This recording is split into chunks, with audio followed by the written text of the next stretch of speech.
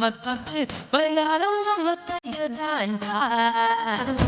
கட்டு மரம் போல ஒட்டி இருப்போமே நம்மை தள்ளைத்தாரும் ஒரு தாய் மக்கள் ஒரு தாய் என்றும் நிற்க வேண்டும் நாளை பழக்கம் நம்மை பத்து கட்ட வேண்டும்